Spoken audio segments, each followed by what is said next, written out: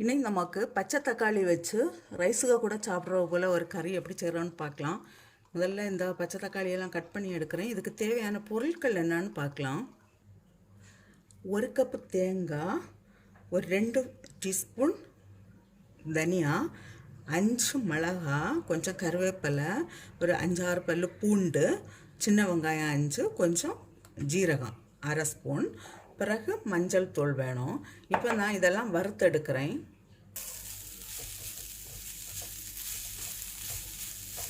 தேங்காய் வறுக்கிற சமயத்திலே நான் வெங்காயத்தையும் போட்டு வறுக்கிறேன்.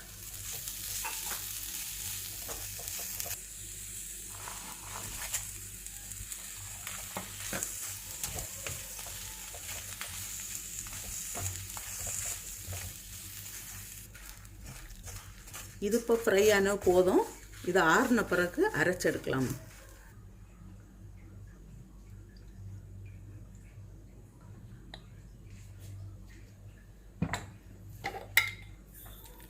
கடுகு,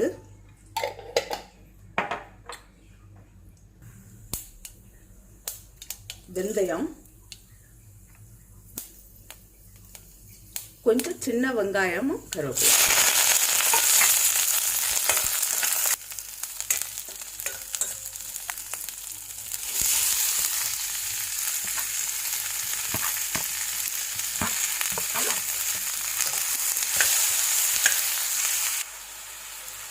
உப்பு,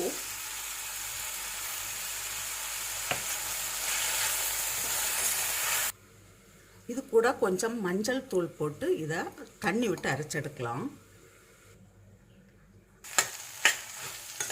தக்காளி எல்லாம் நல்லா வெந்திருக்கு. இப்போ நான் அரைச்சி வச்சிருக்கிற அந்த தேங்காய் இதை போடுறேன்.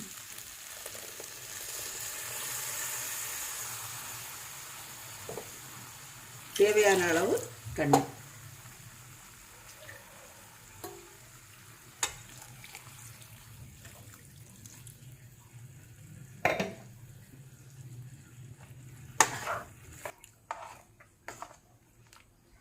இது கொஞ்சம் கூட நான் சால்ட் இப்போ போடுறேன்.